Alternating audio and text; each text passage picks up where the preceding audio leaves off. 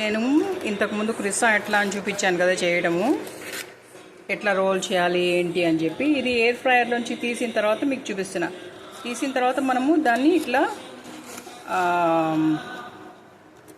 What you say మన ఇది ఉంటుంది కదా బటర్ని ఇట్లా పుయ్యాలి. ఇది ఆల్మోస్ట్ డన్ అండి.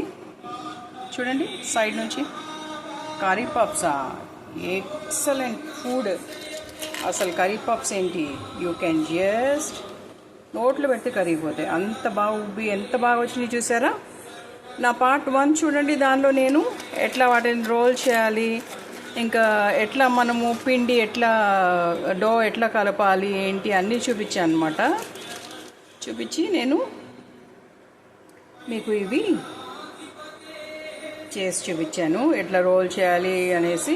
ఎయిర్ ఫ్రైయర్లో ఏం లేదండి, ఇగో యూ కెన్ చూస్ అనమాట. కేక్ ఏంటి, ఇది ఫిష్కి ఏంటి, ష్రింప్కి అట్లా చూస్ చేయాలి. నేను ఇవాళ దీనికోసం క్రిస్సా కోసం కేక్కి చూస్ చేసి దానిలో ఉన్న డిగ్రీస్ ఇంకా మినిట్స్ పెడితే అది ఇట్లా వచ్చింది. చూడండి ఎంత బాగా వచ్చినాయో.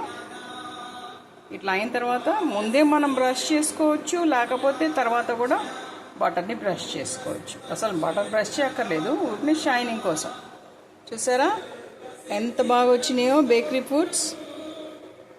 చూడండి. థ్యాంక్స్ ఫర్ వాచింగ్ అండి. మీరు కూడా ఇట్లా చేసుకుని ఎంజాయ్ చేస్తారని వీడియో తీశాను. Thanks for watching. Kavitha Balaji here. Like, share and subscribe my channel. Thank you.